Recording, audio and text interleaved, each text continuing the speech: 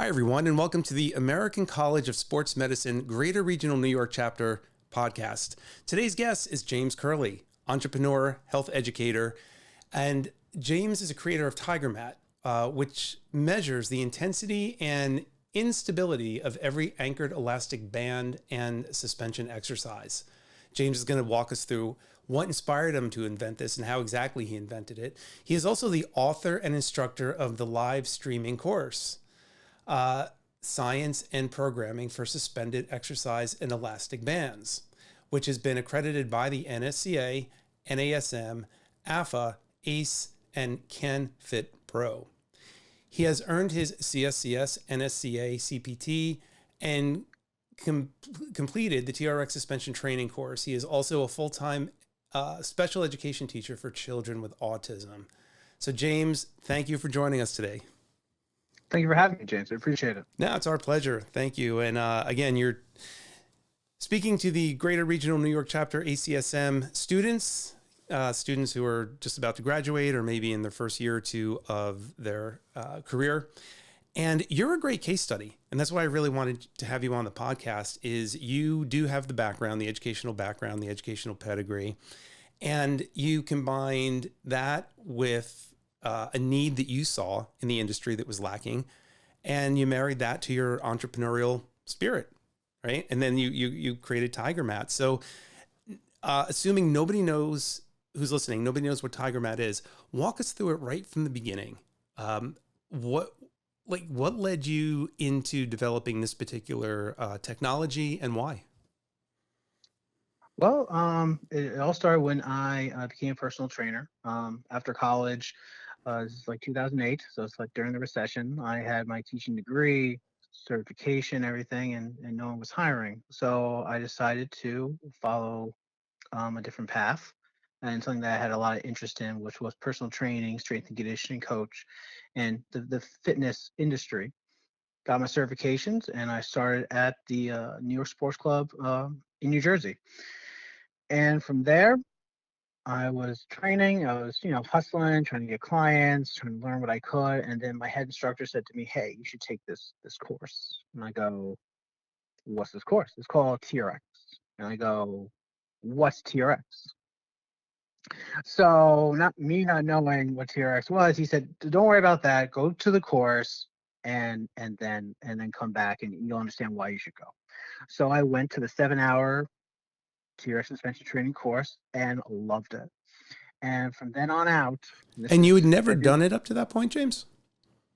Well, you see the other trainers use it once in a while. So, I would use it for like the row or the curl. It was just the stuff that I knew was so you were familiar with the basics. I was familiar. I knew that there's yellow and black straps. And, Right. I was just like, okay, well, so-and-so did, so I'll just do it. It's a little different from doing it on the machine. The client, it wasn't appropriate for a client to use a dumbbell or a barbell. So I was like, okay, this will be safe because I had a very diverse group of clients. So when taking the course, I knew exactly what TRX was when it came to the training, having a full planning for the majority of exercises, focusing on the core, and have a very synergetic approach for the exercise as opposed to one muscle at a time. So I use it for all of my clients, and this is back in February 2012. And by August and September, I noticed that there was an issue in that I love data. Like I love graphs. I love writing notes down, the weights, the reps for my clients for every single exercise. But I couldn't do it for suspension trainer. Like you write down weight of the dumbbell or the kettlebell or the speed of the treadmill, but you couldn't do that with a TRX suspension trainer. You It can write on was the it was all reps. intuitive, right? You It was all either did more intuitive. reps or you didn't. Yes. And you can base some of it on perceived exertion by the clients, Mm-hmm. Right. but they didn't always give really good feedback of, "Oh, this is actually harder," versus like, "Oh, I just had a tough day," kind of harder. And I was like, well, how would I regulate the intensity of this exercise? And based on the course and other literature having to do with suspension training, the only thing that I knew that I could potentially monitor was the distance between if you're doing a standing exercise, measure distance between the user's feet and where the anchor was. And essentially, for those who aren't aware, for suspension training, when you're using the straps, you're using your own body weight. And for a standing exercise, the closer your feet are to where the anchor is, the greater the angle towards the floor of your body is, and therefore more of your own body weight is being used. So if you're standing upright, your body's 90 degrees. You bring your foot closer, and theoretically, let's say your body angle goes to 75 degrees and going towards the floor, it's going to be a little bit harder. You step a few inches or maybe even a foot further, your angle will decrease again towards the floor at 60 degrees, etc., and you just increase the weight. But for a supine or prone exercise where your feet are in the handles, you use different principles, and then the further away your body is from the anchor, the harder the exercise. So it's the reverse, when your feet are in the handles versus your hands holding the handles. And that was the only way I knew how to measure it. And then I made a prototype, filed for a patent. I later got issued that patent a year and a half later, January of 2015. And my clients loved the prototype, and I could write down, okay, they're at line 10, they're at line 9, and every number that was lower than the other one was getting closer and closer to the anchor, and every line was essentially 4 inches away from each other. So if you were at line 10, you were 40 inches away from the anchor, or at least your feet or your hands were. And if you were line 5, you were 20 inches away, etc. And I had prototypes, I screen printed prototypes, and I tested them out. I gave them to other trainers, and they loved it. But then, unfortunately, life happened. I had to put it on the back burner for a little bit, and I had to focus on other things that were going on in my life at the time. And then, come 2018, after having a kid and settling in a little bit as far as life goes, I found that I was having time. So then I just started putting little into the Tygermat company, creating a website, designing myself, finding a new supplier, found a great supplier who I still use to this day. And now we have the current iteration of the mat, and the selling of the mats has been going strong for almost 2.5 years now. James, what's the mat made out of? What's the actual product made out of? The mat is made of 2 layers of different type of rubber that have a great slip resistance. The design itself, if you go to Tygermat.com, the design is not screen printed, it's actually lasered in. So any markings that you see, it's actually slightly burnt rubber. So it doesn't fade over time. So it doesn't fade over time. Right. It does not peel, doesn't break apart. Where in the original screen printed versions that I had, everything was accurate, but if you especially had it on a bumpy side, it would just flex and tear, and eventually you would have to be sweeping and vacuuming the floor. So both sides really had to be slip resistant, right? At the top, obviously, for the people who were bracing themselves on it, and then the bottom to stabilize itself on the floor. Yeah, and that was like the main issue that I was looking to solve after getting the mat. First, the issue of just regulating the intensity of the exercise was one thing. Now that was solved, we had to find out what mat had the best slip resistance, both for when your feet are on the mat, but also between the mat and the floor. And we're talking about different types of flooring, such as rubberized flooring, wooden flooring, which could vary tremendously, especially if it's the difference between an old studio, a new studio, a basketball court. Some people use tile because they're doing it in their kitchen or some other room in their home, right. Or even just smooth concrete, like on a porch or in the garage or basement. And there are some that what I called the walking test, where I would get into a suspended row position, so I'm facing the anchor, arms extended, and I would start from an upright standing position, and I would start to walk every like 4 or 5 inches down the mat. And so I would increase my angle incrementally and see if the mat moved. And if it moved, then it wasn't safe. And if it didn't move, then at the very least I knew, okay, in this walking test, which I'm trying to deliberately make it move, if it's not moving, then it's really, really safe. And the mat that I currently have has the best slip resistance of all the mats that I've ever used. Where some, you're practically going down skis, down a hill.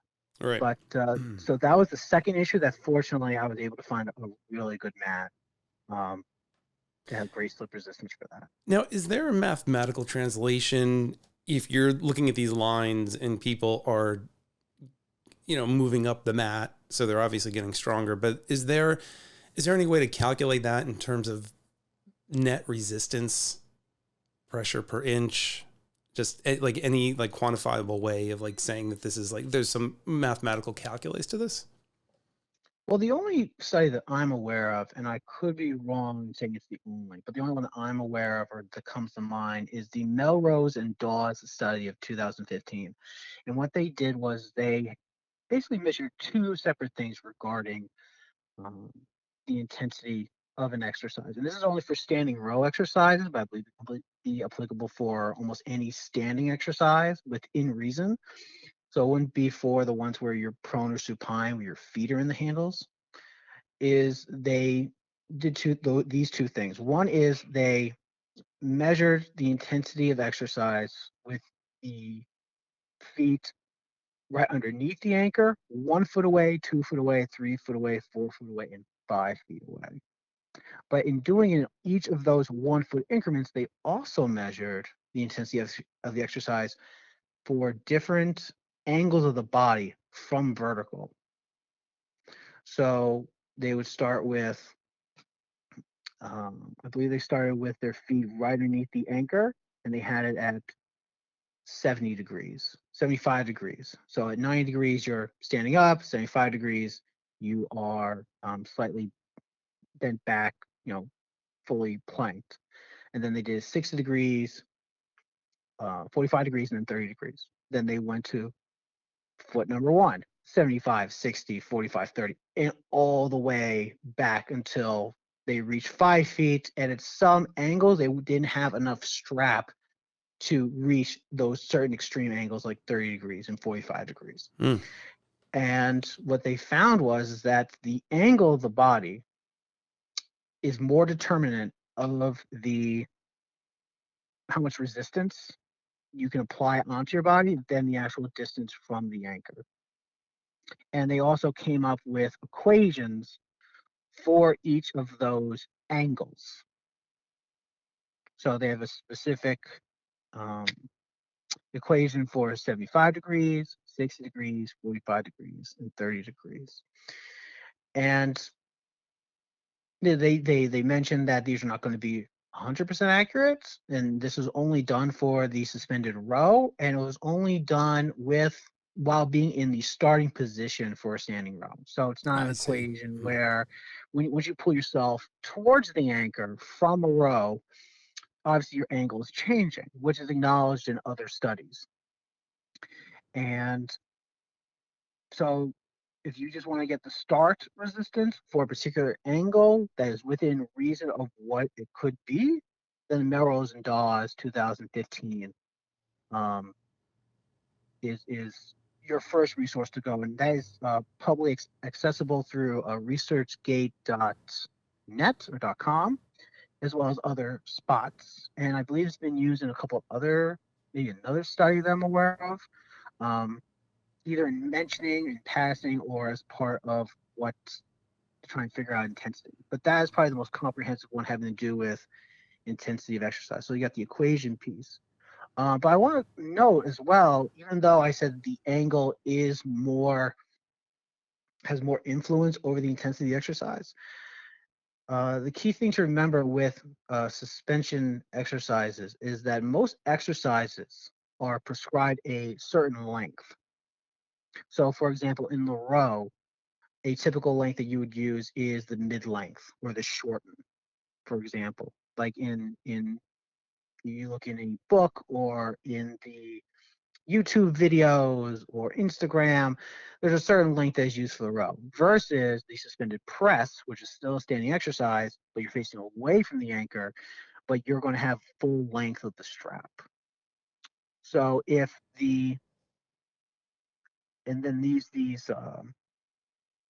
strap lengths are prescribed or recommended for a particular exercise, such as a curl, a tricep extension, a pike, a knee tuck, burpees, etc., then you can really use the angle of the body. For one, it's hard to do, especially if you're by yourself. Because if you're looking in a mirror, or even when you're with someone, it's hard to find out what the exact angle is. So if that's hard, and the strap length is recommended for a particular exercise, then the only thing that you are in control of is the position of your feet or hands in relation to the anchor.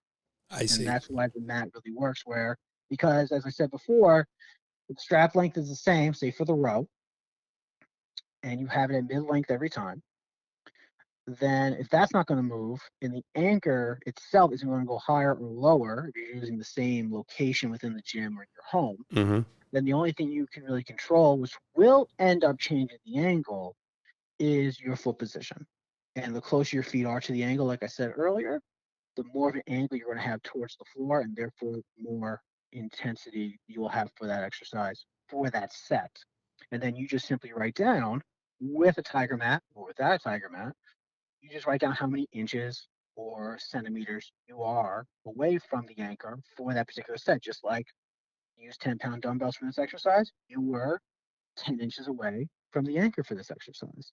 And then you write down the reps, and then you just see from progression Mm-hmm. whether or not you're getting stronger, or you're being more stable, etc. Got it. That's really fascinating. So now the math is all figured out. The mat is done. How do you distribute it now? Talk us through that story? How did you find a distributor? How did you get it to market?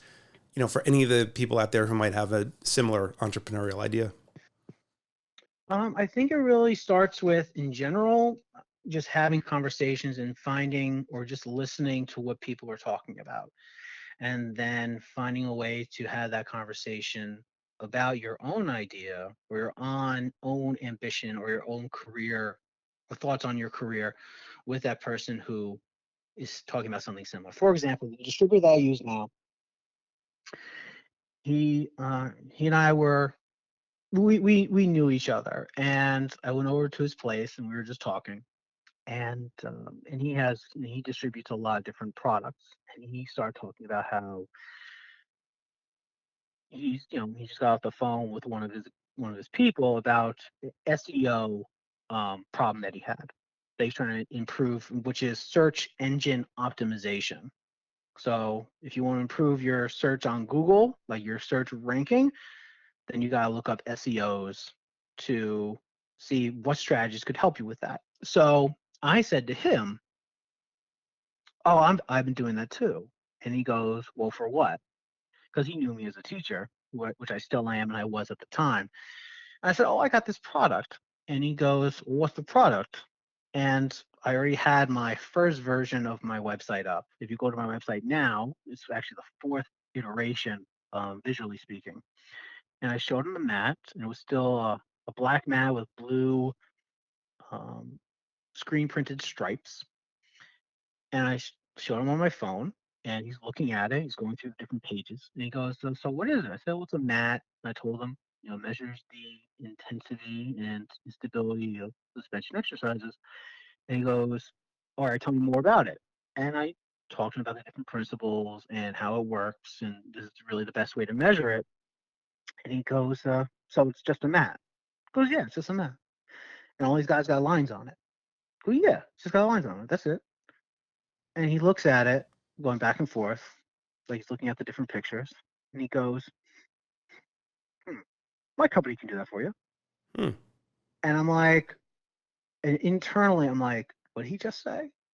And I'm like, did he really just say what I thought he said? Because eventually I was going to ask him this.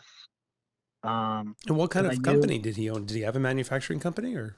no, he distributes garments within the United States as well as other places. I So he's see. got a number of relationships with factories around the world. And so certain garments he can get, and that's how he started out, but he's branched out to other things, and I happen to know him. And I said, yeah, I said what I said as far as the mat, and he says, yeah, I can do this. And I go, really? He goes, yeah. And he just very casually says, yeah, let me talk to my guy over in China.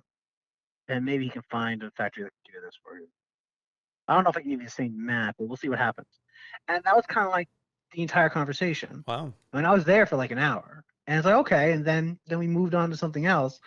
But then a week or two later, he sent me a couple of mats. One of them happening to be the current iteration of the Tygermat, and I took the mats, I brought them to a gym, and I did my walking test.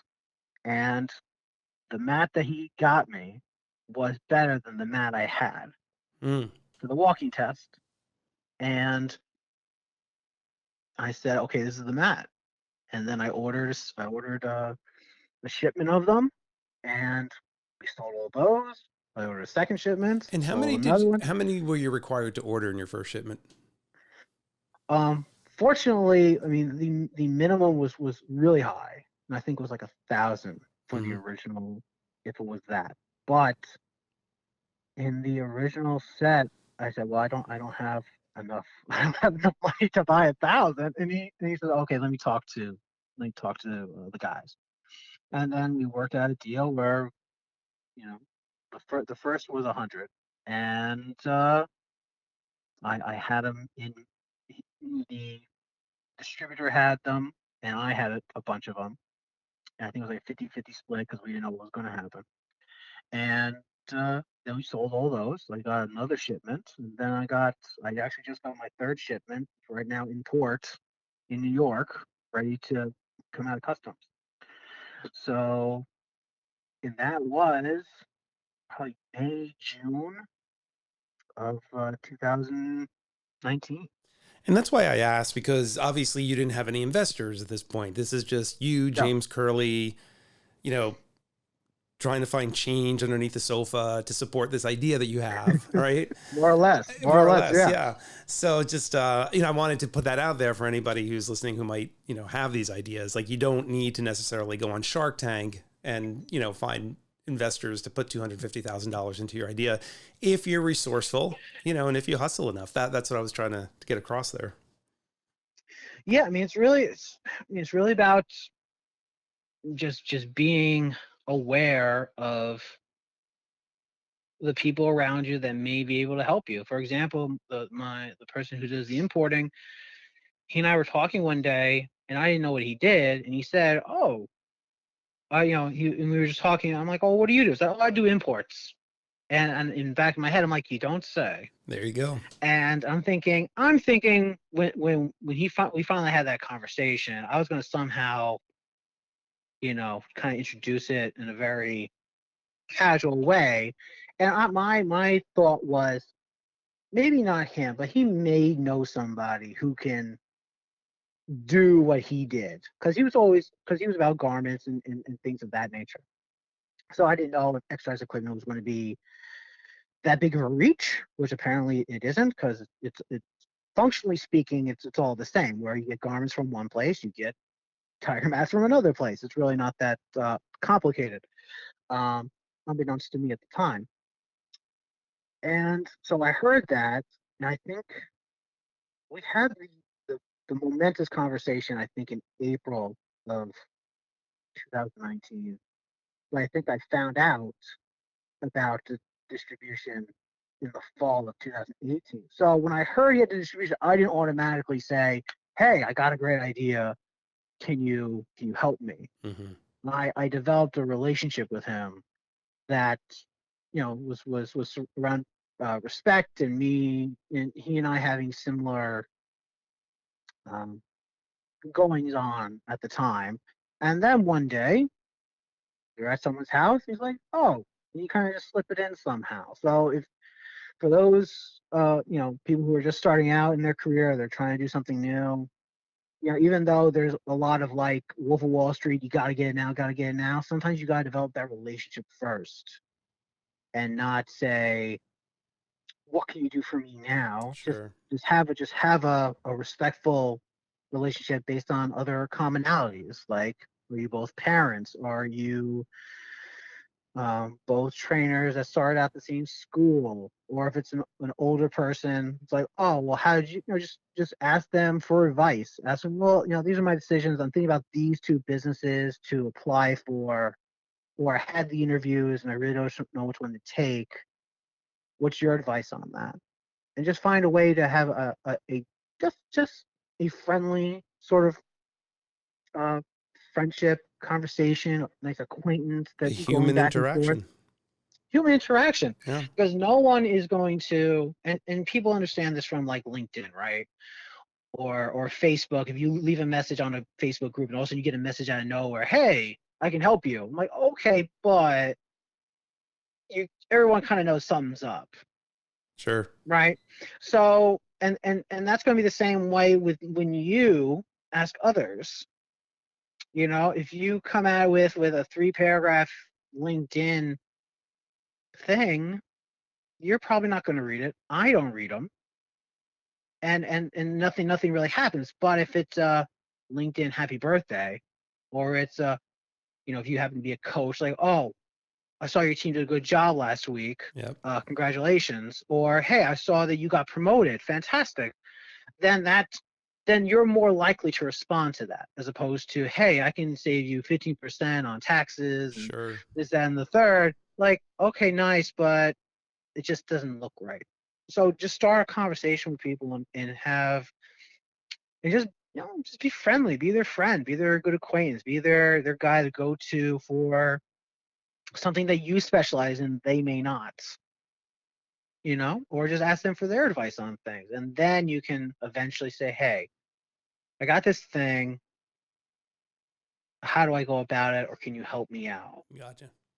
Yeah, it just takes time. So then, so this mat is now finished, and you said you're waiting for another shipment. Is it like stuck in the South China Sea somewhere right now, or Oh is it no, on it's its not way over? stuck. It's not Okay. stuck. The supply chain headaches that everyone has had. Yep. If you're in that business, it affected us. It was delayed by probably a month, but no, it's in customs. It's going through the process of getting checked out.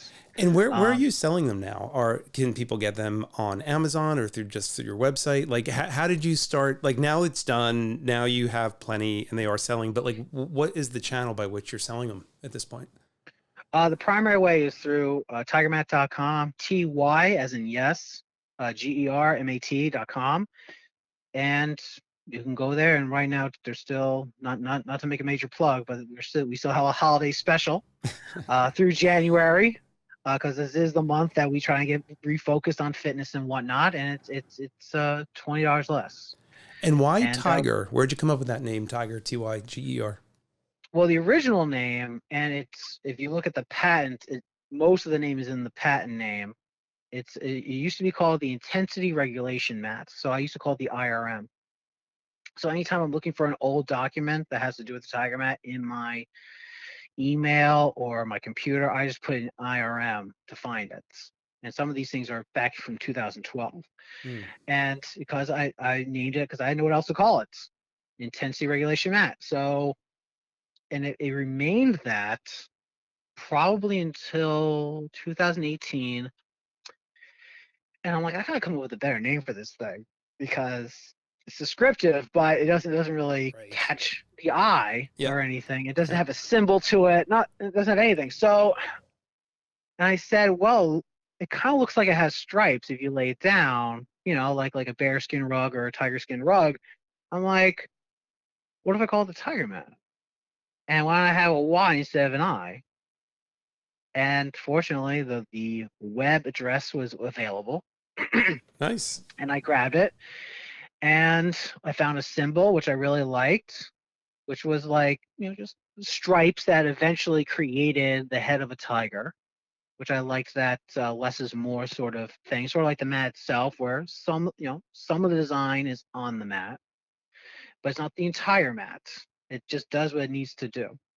And the tiger lives long to this day for the last 2.5 years, and the tiger logo that's on the mat itself is actually a great indicator of where you should place it for your exercises, because the tip of the ears of the tiger, which is in the exact center of the mat near the top, is exactly where you should have it right underneath the straps or bands, so they link up together. So the ears of the tiger are kind of like an arrow, where this is where the anchor should be, or put it more bluntly, make sure the ears are right underneath the anchor. And then you just lay out the mat, and then you're all set up. I remember hearing the title for the first time and not knowing what it was, but the title itself was enough to make me want to go to the website and figure it out. I thought maybe, I didn't know if it was a martial arts thing. I didn't know what the story behind it was, but it's, yeah. So the title definitely roped me in completely. So that's awesome. So now you're shipping them, you distribute them mostly through your website. Yes. And have you discussed any kind of deals with TRX about maybe, have you been in discussion with them at all about this? About selling it through their website or selling it with their product and that kind of thing?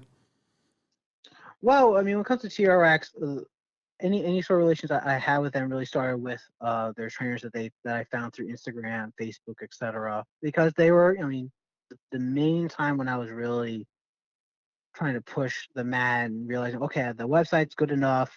I'll just go on to now getting exposure and getting it out there was, giving samples to a number of different TRX trainers who have posted one or two times. A couple of them have posted multiple times over the year and a half. And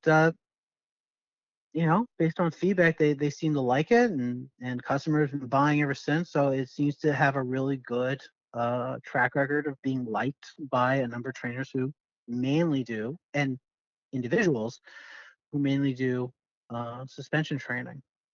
And as far as TRS goes, I've reached out to them formally and informally through one person or another. And I mean, right now, I think that I just want to continue using the Tygermat as its own thing, because you can do the suspension stuff, but you can also do the elastic band stuff, yoga, etc. Right. And like as an entrepreneur, I want to see how far I can take it. I guess. And TRX is not the only application. So it opens you to use it to a wide variety of different options. I understand what you're saying. Yeah. And the TRX does have their own mat, to be fair. And it does I didn't know similar that. things. Okay. Yeah. It does similar things to my mat, but I mean, I see. You can call me biased, but I think mine may be better. That's awesome. So what would your ensuing advice be then for anybody out there who's just starting out in this position? Like, this was a great intersection for you. You were passionate about suspension training once you got the certification, and you saw a little hole in there that you felt like, hey, I have the passion and the skill set to, crank away at this and maybe come up with a solution. Like, what would be your general advice for somebody who's looking to, who has an entrepreneurial spark and might want to create an invention or something within the fitness industry? I think the best way to put it is the invention of Tygermat really came down to like two separate topics that kind of merged together, and Tygermat became the merging point, which was I really like data and I really like suspension exercises training, yeah. and but there is no concrete way of doing that. And similar to like when Google started up, Google was trying to basically copy a search engine that had to do with libraries and books. And they saw that, okay, if we can possibly do this with the public, which didn't have back in the 90s, they didn't have the robust search engine abilities just in general, whatever website you happen to go to, Ask Jeeves, etc. So they took the public at large, and they took a search engine for libraries. I believe this is the story, and they merged them together to create Google, which was originally, I think, a master's thesis or a doctoral thesis, and then they made it into an actual product. So I think it really comes down to something about one topic, and then you see an opportunity within another topic, and then the merging point is that invention. And it's not really something where it's like, I want to make a lot of money. Okay, so how do I do it? I really like fitness. What do I do? I think it really comes down to having open mind about those different things that could merge together, but also just continuing to work in your chosen field and trying to solve problems when there isn't a product there to solve it. So for me, if I didn't do the TRX suspension training course, I wouldn't be using the TRX suspension trainer all that often, or I'll just be continuing just use it for the row here, use it for the curls there. Wouldn't use it for the pike for anybody. I wouldn't use it for a lot of the exercises just because I really didn't know, nor would I have had the interest if I hadn't taken the course. Yep. So now I did take the course, and it didn't give me the data that I wanted. So then, how do I go about creating a system to obtain that data? And that only comes from me just putting in the work, having the clients, and whether it's a strike of innovation in the moment, or it's just an accumulation of, man, this has been 10 sessions I've been using the TRX, and I don't know how to measure this, or it's 20 or 30 times or 4 times, and finally it kicks like, wow, this is actually a problem. I need to figure this out. And then so when James, I was looking at it, I was like, what will it look like? And then I mapped it out in my kitchen, and and then the rest of the story goes the way it goes as far as creating it and selling it. and was that then what segued you into producing the science and programming for suspended exercises and elastic bands online course? That was partly, I guess I was partly inspired by TRX because they have their own courses. Like I don't know how many courses they have, but they've got a number of them that are really beneficial. Like you have the sports medicine one, you have the introductory one that I did. They have some 90-minute ones. So in the back of my head, being inspired by TRX, and I feel very much I'm a TRX kind of person, I was like, well, they got courses for their equipment. They have courses for the rip trainer and courses on yoga now with suspension training. So I'm like, well, could I do a course? And for me, I'm a very like sciencey type of person. So I kind of took my cue from like science textbooks and biology textbooks where you have a lot of data. And as I looked through the scientific literature that is available, there are many, many studies that have to do with TRX or just sling exercises. I think it's called Red Band or Red Hook is another product that does sling type of exercise, which is not TRX, but it has the loop portion of it, which has been around for a while. And so you're saying there's plenty of scientific literature about suspension training in the literature.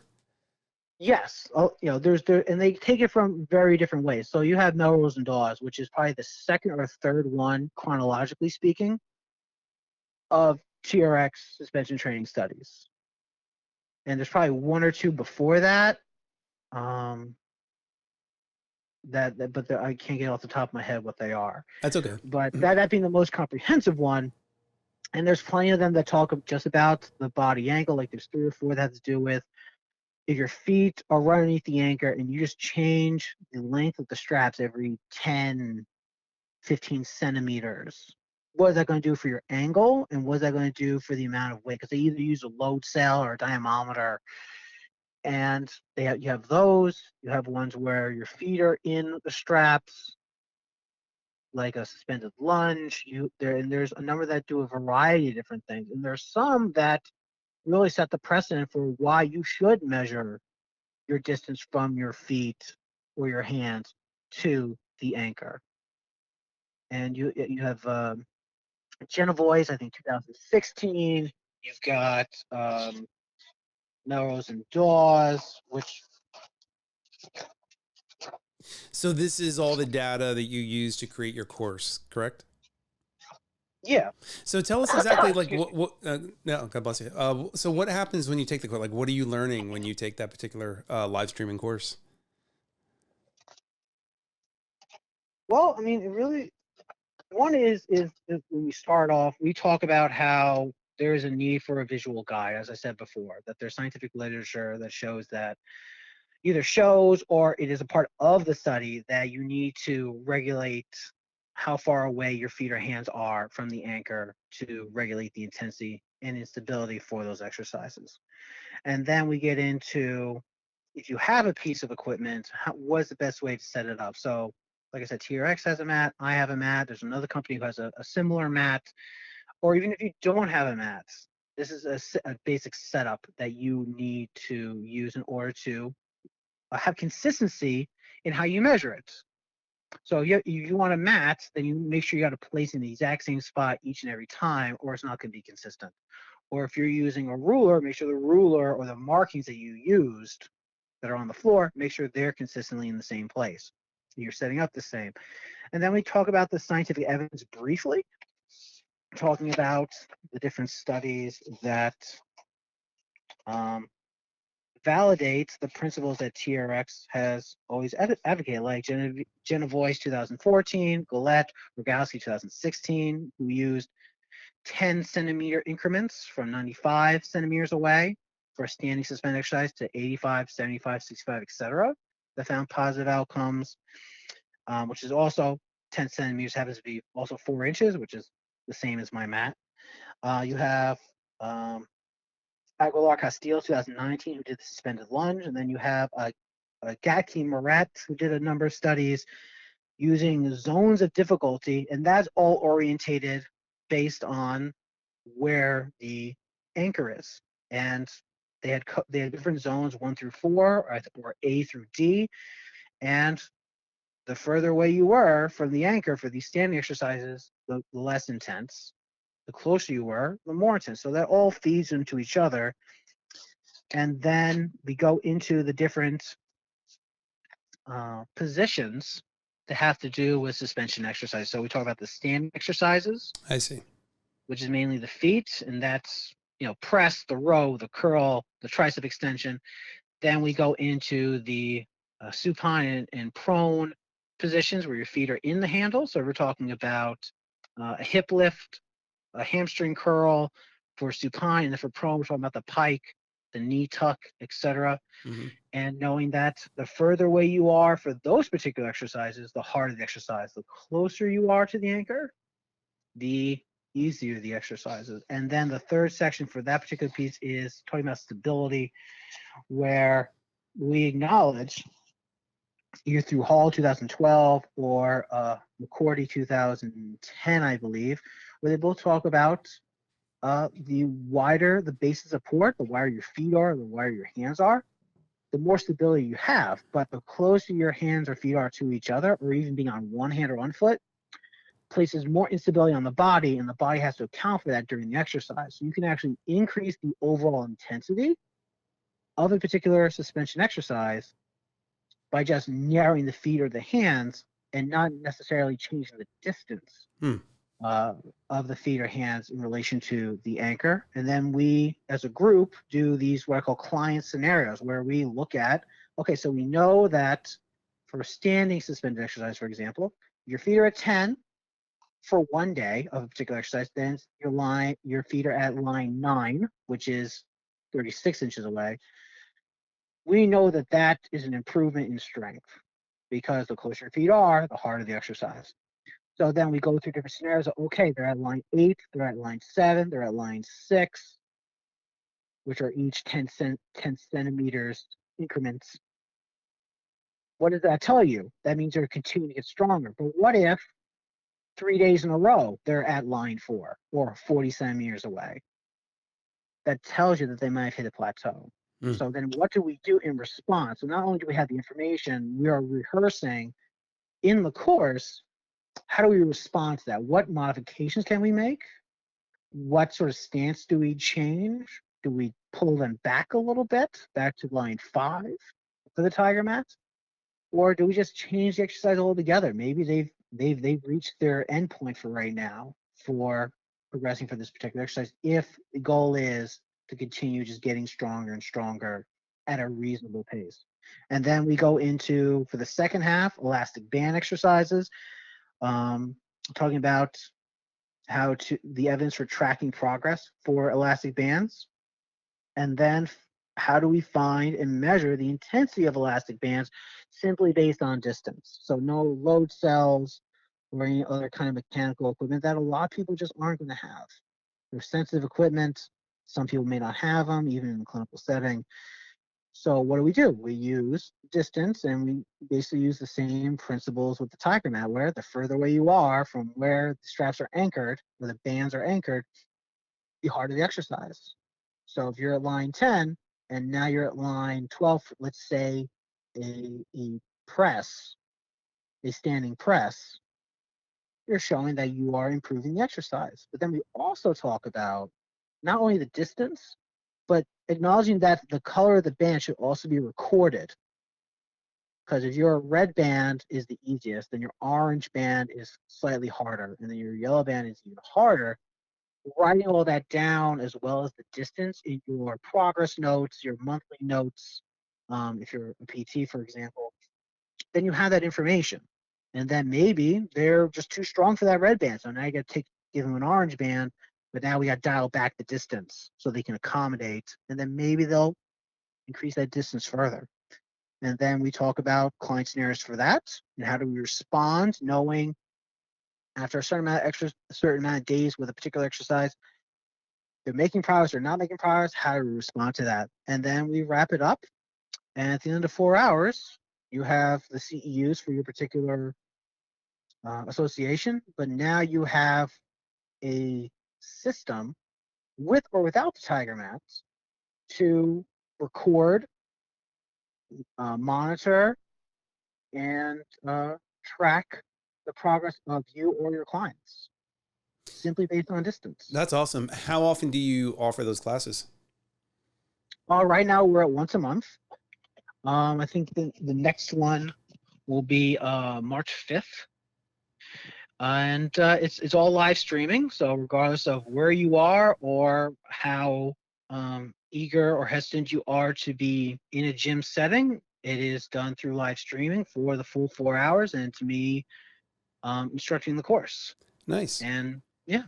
So James, since you're so familiar with this literature, I have to ask you this: is there something about rubber band training, suspension training, that creates a different muscular stimulus than normal weight training or normal push-ups?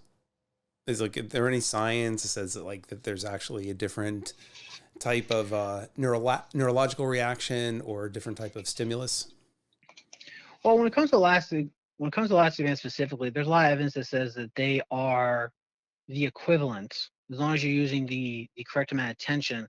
They can be the equivalent of a dumbbell for a dumbbell curl or a press. It really depends on the band and how much tension you have. So if you're doing, for example, say sets of 10 is your 3 sets of 10 is your general approach when working out. The first thing you need to do is, if you're using a new band or using a band you typically use, is you got to find a distance, whether it's with a Tygermat or not. You got to find a distance that's going to get you to, maybe not to failure, but close to failure on the 10th rep of that third set. So you know that is the appropriate distance to start stimulating the muscles just like you would for a dumbbell. Mm-hmm. And then from there, the essential approach is the same, where you're at a certain distance. Say you're 40 centimeters away from the anchor with an elastic band, and you get 10 reps on the first set, 10 reps on the second set, and then you get 12 reps on the third set. So for me, if that were to happen to me, then okay, I'm at 40 centimeters. I believe that's what I said. If I'm at 40 centimeters, I go to 50 centimeters. And then, but I write that down. So then at 50 centimeters, you do your one set of 10, your second set of 10, your third set of 10. If you get that third set of 10, that means you made the appropriate decision. Just like you have a 10-pound dumbbell. Okay, I got 12 reps on the third set for the 10-pound dumbbell. I'll go up to 12 and a half pounds, or I'll go to 15 pounds. And then you realize, okay, the 12 and a half was, I got 10 reps. I couldn't do 11, but I got to 10. So I made a right adjustment. And I think the one caution that you need, well, there's two cautions that you should have when it comes to elastic bands, is that each band is not going to be consistent with another, even if it's from the same manufacturer or from, even if they look the same, due to the density in which they were manufactured or where they're stored, whether it's cold or hot. Whenever you use a new band and if you're not sure of how it's been stored, such as the cold and heat, you should really test it out to where you feel you're comfortable in getting that set of 10 on that third set. And then moving from there. If your band is lost and you find a similar band, then you need to take a lot of caution, because you might not be able to get the same distance, or you might have to go even further. Especially if you don't know what that band is capable of, even if they might look the same. Right. So they're not all uniform. It could be depending on where they've been stored, the temperature, what they've been Yeah. exposed to is going to change their composition on some level. Yeah, and there's a bit of literature on that, with the inconsistencies having to do with elastic bands. But the Interesting. more fascinating caution that I want to highlight is the fact that when you stretch a band, the tension is actually not linear from its resting position all the way out and stretched. So what I mean by that is that for the first 50% of elongation, meaning if you have a 2-foot band and you stretch it to 3 feet, the amount of tension is exponentially increased the further you extend it out up to to the top of that 3rd foot. But after 50% elongation, meaning in this example from a 2-foot band stretching to 3, beyond 3 feet, so 3 feet and 6 inches, 4 feet, 4 feet, 6 inches, etc., it's actually very linear when it comes to the amount of tension and therefore resistance that the body has to account for. So regardless if it's a new band or not, you should keep in mind how far the stretch is, because if you're adjusting from, say we take our 2-foot band, for example, and you only stretch it 4 inches and you use it. And this is a very general statement, because obviously as you use it, you stretch it more. Mm-hmm. But that being said, if you're within that first foot of this 2-foot band, stretching it out, the amount of tension is going to be exponential. There's going to be, it's not exponential, it's curvilinear. But then if you start at 3 feet in this 2-foot band, then you will experience much more linear. Not fully exact, but there's a number of equations that have been used that show that it is reliable in it being that way. And let me ask you this, because you're so familiar with it also. That's all like really fascinating. But do you have, like, let's say you travel a lot and bands are your discipline of choice for the road because they're just so easy to pack up and travel with. Is there a particular brand you would recommend? And if not brand, is there something you should look for if you are going into band training, especially if you're going to do it remotely? I mean, I've bought a couple of bands recently. I mean, there's TaylorMade, which I mean, this is what I personally bought. I'm not saying this is an endorsement. This is what I bought because I like the length and I've liked them. Mm-hmm. TaylorMade is good. I know TRX, as we talked about TRX before, they have bands of different types as well. And there's a number of other band companies that are pretty good. You got TheraBand, which is I believe it's actually mentioned in my course at one point, as well as some other scientific Yeah, the stuff. TheraBand's pretty much an industry standard, right? Yeah, TheraBand. I personally used TaylorMade, just because I liked the set that they happen to have, and I've always liked them. And yeah, just for me, I'm a creature of habit. So after I buy the first one, if it's a good product, then I just keep buying Stick it with once I it. need a new set. Yep. But there's definitely other really good sets of bands out there. All right. So we're just sort of getting to where we're going to wrap it up. Let me ask you one more question. You recently presented at our ACSM hybrid, half virtual, half real, in-person program. So I want to thank you for that. And what were you? It was so much fun. Thank you for having me there. It was fun. I was running it from my house virtually. So I was handling the tech back end. And, but the two prior to that were just virtual. There was nothing live about it at all. So, or nothing in person. It was live, but it wasn't in person. So, talk a little bit about the presentation. What were some of the tidbits you were sharing with the audience there? They will have access to it, but in case they might not have seen it or they want to go back and listen to it, what was the crux of your presentation? Well, the crux of my presentation mainly had to do with whether or not suspension exercises improve balance in a meaningful way, as opposed to strength. Because there's plenty of studies that show that suspension exercises improve the pectoralis major, the hamstrings, the core, and those have been well supported and well known. But my curiosity was, because the main overall topic or theme of the event had to do with neuromuscular improvements and neuroscience. I thought about it in the sense of, okay, well, why not balance? Because there's a lot of neural pieces, not just muscular, but a lot of um, parts of the neural A system lot of that neural have to accommodate. activation to Yeah, stabilize. Yeah. Mm-hmm. just to stabilize, whether you need to walk or do a certain exercise, etc. So I delved into the literature, and in my presentation, I walked through very briefly what I did. Where I went to researchgate.net, and I looked up studies having to do with TRX, sling exercises, suspension exercises, etc. And I found 7 studies that had to do with TRX exercises improving balance with objective and subjective measures. And then there were 3 particular ones that I really liked, because not only did they have TRX and they talked about improving balance and had quite a few measurements to show that it did happen, but they also showed the actual exercises that were used, as well as the progression of intensity that was performed, whether it was like 4 weeks one way and 4 weeks another way, or they incrementally changed things throughout a 6-week period. There were 3 really good studies that showed that this was the case.